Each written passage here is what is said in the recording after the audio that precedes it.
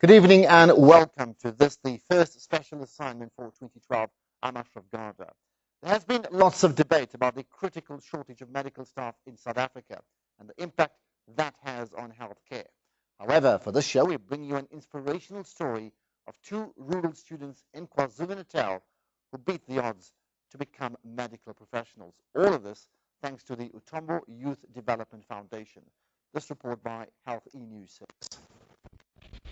In rural hospitals and clinics across the country, there are massive staff vacancies.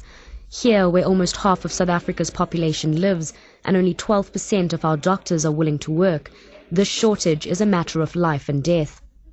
This year, Health Minister Dr. Aaron Motsoaledi will launch the first phase of his ambitious National Health Insurance Plan. Central to this is improving basic health care in rural areas. He feels the answer to the staffing crisis lies in the heart of these communities. Training young people from rural areas is extremely important because that's where the biggest shortage is. Because many people after training don't want to go to rural areas. But it has been proven that people who come from rural areas, when they complete, they do go and work there. I'm one of them, by the way. I only came here because I was redeployed to be a minister. Otherwise, my work was in the rural area. I was born there, I was bred there. I couldn't think about going to work to any other place. That was my home. And I was very proud to go back and work there. And I hope there are many youngsters who will do the same thing.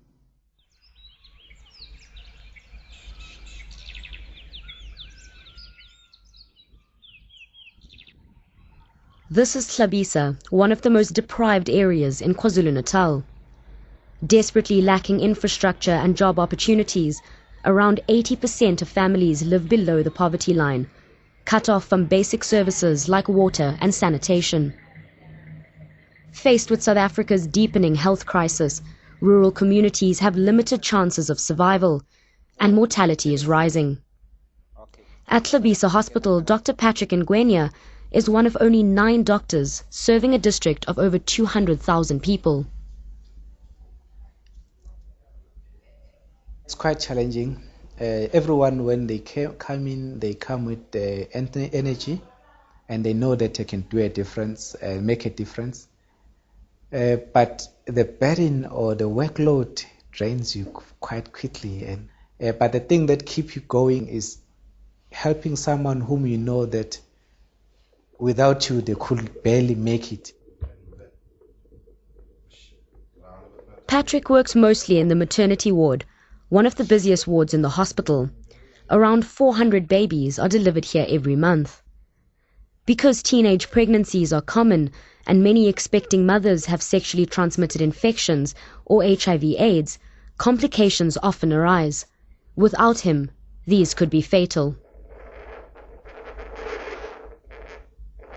You say a pregnant woman comes in, you manage her, and she delivers, if God willing, a live baby, as we've seen the kids, just fresh newborns. I mean, those innocent faces, and you just say, wow. I mean, she was pregnant 2 minutes ago, and now she delivered. And everybody smiled. You forget about pain. I think it's also sort of a booster to you and your morale. At least you go home smiling despite of hard work. Patrick is a doctor today thanks to the Utombo Youth Development Foundation, which supports rural youth to become qualified healthcare professionals who will, on graduation, return to work at their local hospital. Heavy workloads under stressful conditions mean that rural hospitals everywhere struggle to attract and retain qualified staff. Born in a rural area, Patrick understands the struggles his patients endure, a motivation for him to stay and make a lasting difference. But if I know I've got only 1 year to hit and run, there's nothing that I would like to improve or to leave something like a legacy for the next generation or next colleagues to come in and build on. Just come and work and go. But if you know you still have 5 years, during your stay you want to have something that you can point out that at least I've made a difference or a change in 1, 2, 3. Patrick grew up in the rural village of Manguzi, only a few kilometers from the Mozambique border. Whenever he can, he visits his mother, who still lives in the one-roomed hut, which he built, where he once lived with his 3 siblings. For years, they never had piped water, and to this day, they still do not have electricity. Inside, I dreamt of having a big house one day, either for myself or building one for my mom. but it was like a real mountain that needed to be climbed, and I knew it's going to be a journey. The question of how, whether I will reach there, well, it was uncertain. Patrick never lost touch with where he is from, which helps him empathize with his patients. Okay, this is my home. That's where I grew up. I've got very good memories of this place. When I was young, I think I was doing grade 11, we planted these mango trees, and now you can't believe it because they're that big. They eked out an existence from the land growing crops and wove handmade baskets to sell on the side of the road to earn a little extra. Poor schooling and without the financial means to take his education beyond high school left Patrick with few options for his future. I got depressed a lot before, immediately when I completed my matric, because I looked like my life was on a stop street. I didn't know which direction to take, and it took a while to get myself on my senses, After high school, Patrick became a construction worker. It's hard to believe that less than a decade later, he is now a talented doctor, able to save lives. Now he's building his mother and siblings the new home he's always dreamed of. There was a time in his life when this would have never seemed possible. I think it's the greatest feeling any man or young man can ever have. It's quite difficult for our background because most of our parents, they hardly leave things that we can point to say that my father left this for us. So you almost always start from the scratch. It took him many years, sheer determination, and a life-changing bursary from the Mthombo Foundation to get to where he is today. The biggest pressure was you knew where you come from, and failing was not an option, and it was not an excuse either. Where you come from, you don't want to go back being the same person. You need to be seen as a hero, even though most people, they don't worry whether you get good grade, but at least they know you must have your degree in your hand, and you don't want to disappoint them. In a moment, an amazing story of a taxi driver that changes professions.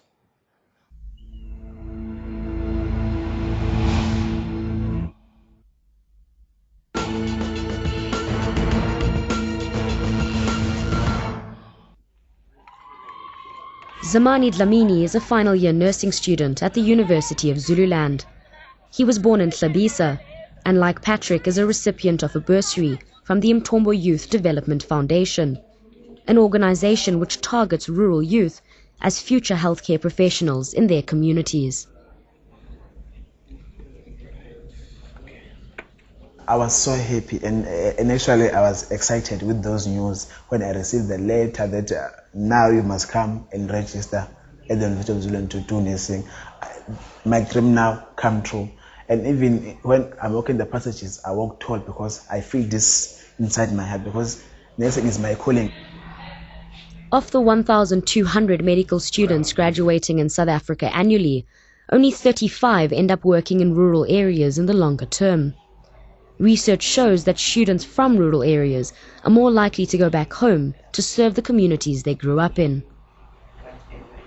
I believe that nurses are most important people so maybe in someone's life, because they care for the sick people. And then also I think that if ever maybe one day I'll be sick and then I will be sleeping in bed in the hospital, and then the nurse will come and nurse me. So that's why I feel so honored. Zamani is one of 150 students the foundation is currently financially supporting through their higher education.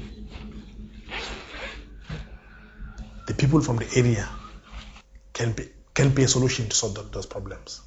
That's one thing. They are coming from the area.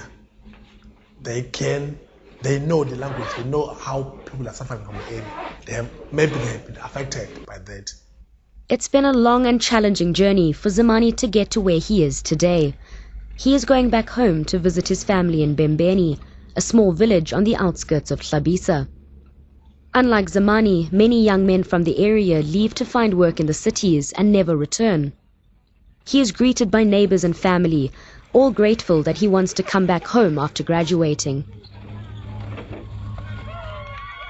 I don't know whether I'm a hero or whether I'm a star to them, because I'm the first one to do BK degree in my community. There are some of the nurses in my community, but there's no one who went to university as I did, doing BK degree as I did. Zamani is one of 20 people who live here at his grandfather's house. Like most families in the area, no one at home is formally employed, and there are 11 children who need to be put through school. It was here, where his grandmother died, that his desire to be a nurse first took root. She would say, one day I want you to be a nurse. So because you did care for me, you did give me some food, you did give me some water, and then I believe that one day you're going to be a nurse. And then Gogo, and then say, Gogo, where I must start this nursing? Then I don't know, but you must be a nurse, because in this way you can't live without any paper in your hand. With the paper, you can be a hero, and you can be the paper for you can be the key to any door in this world. Zamani's parents separated when he was very young, and his grandparents raised him.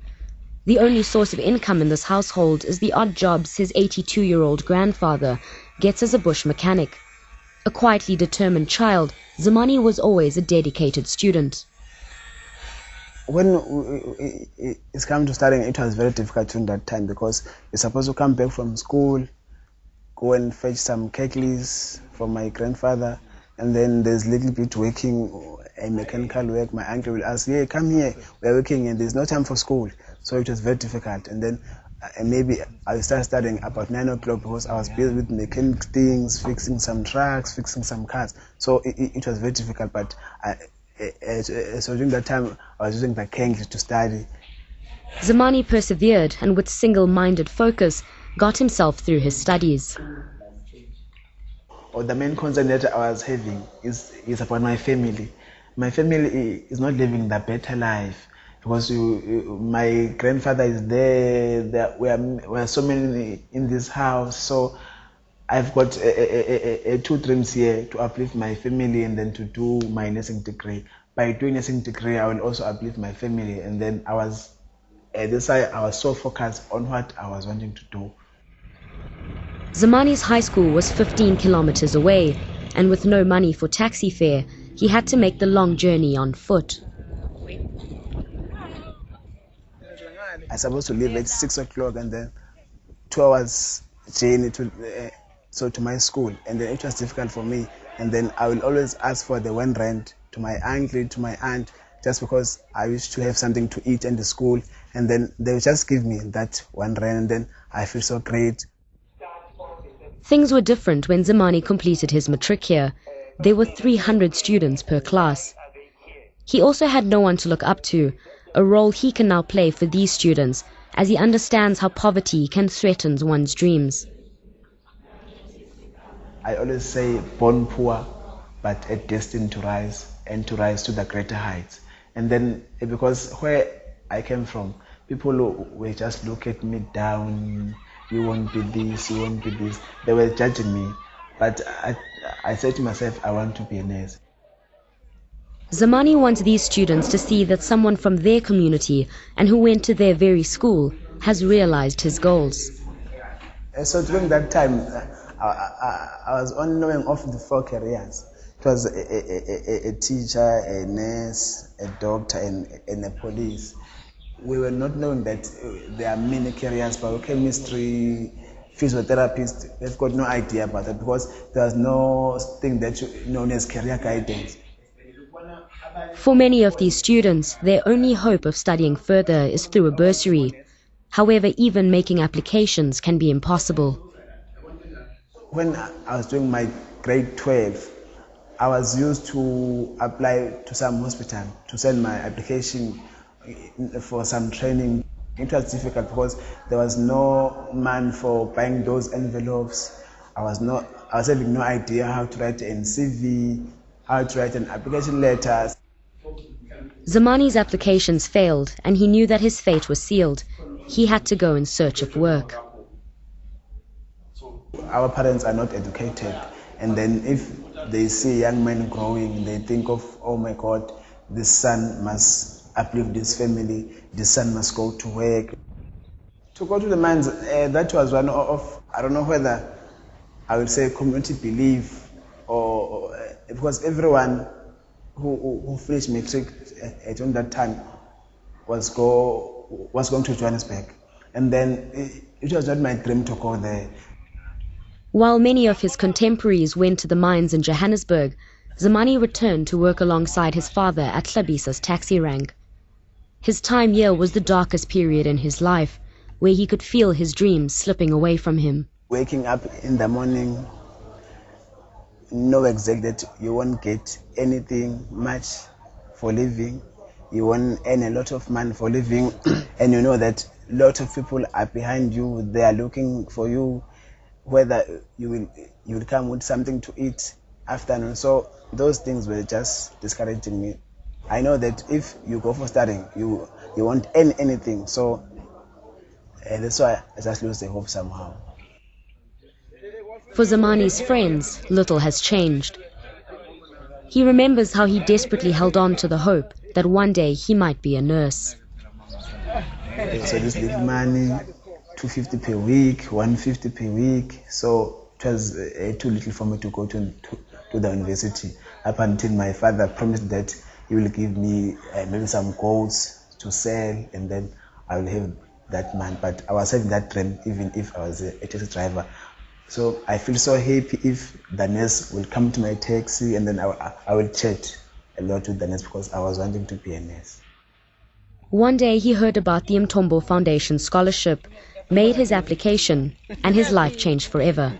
In my area, they would say nurses are the people of the high class. And then they would say, you Zaman, we just want to be people of the high class. And then I say, no, I want to be a nurse. I want to serve the very same community, the very same you that you are saying, I want to be of the high class. And then I will serve you, and also your parents will be served by myself. Now, what about the dilemma of being a poor rural student? That's up next.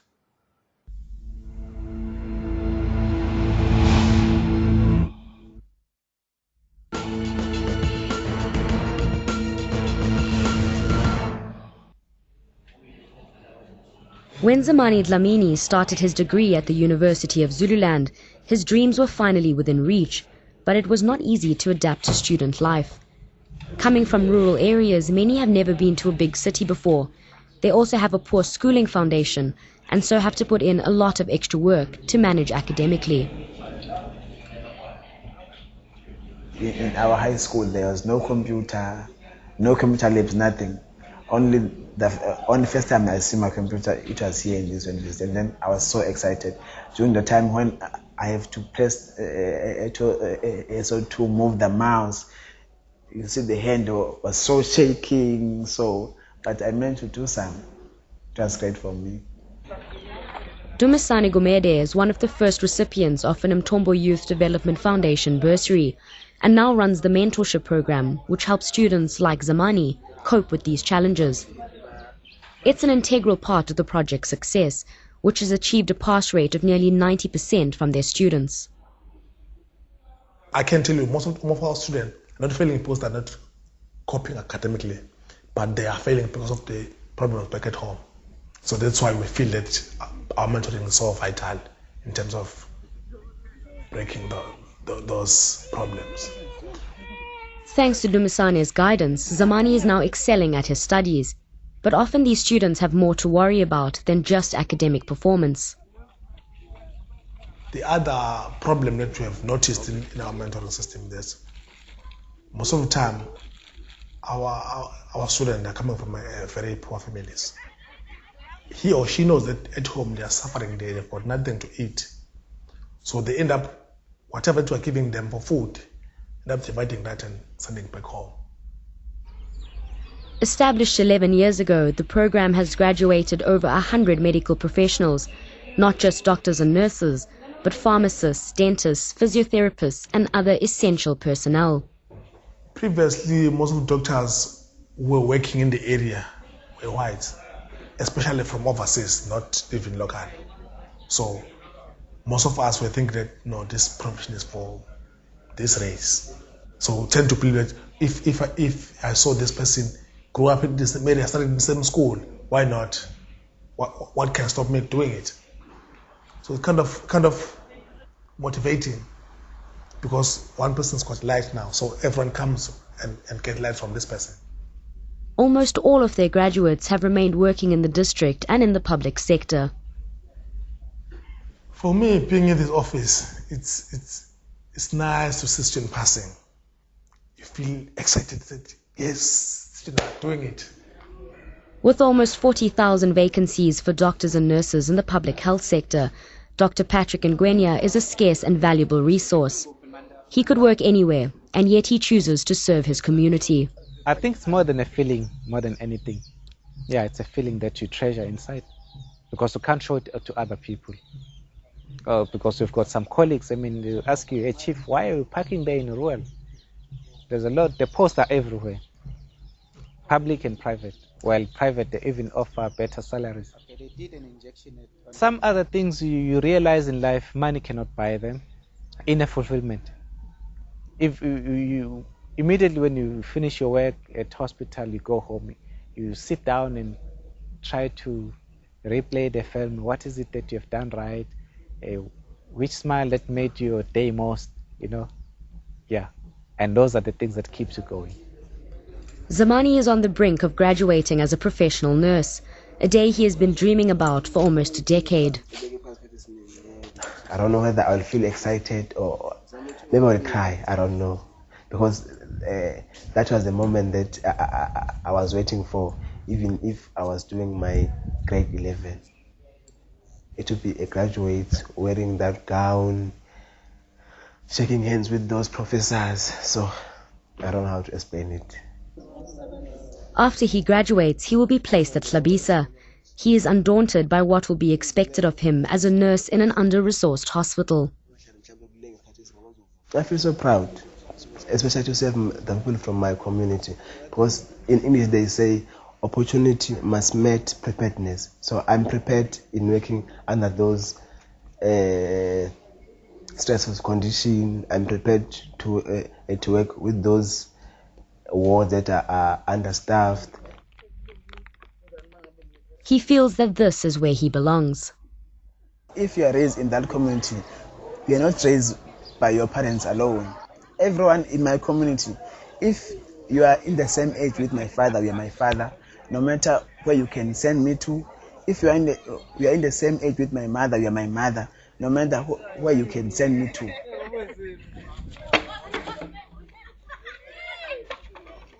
In my area, I feel as if I belong in that community. They're just my family also.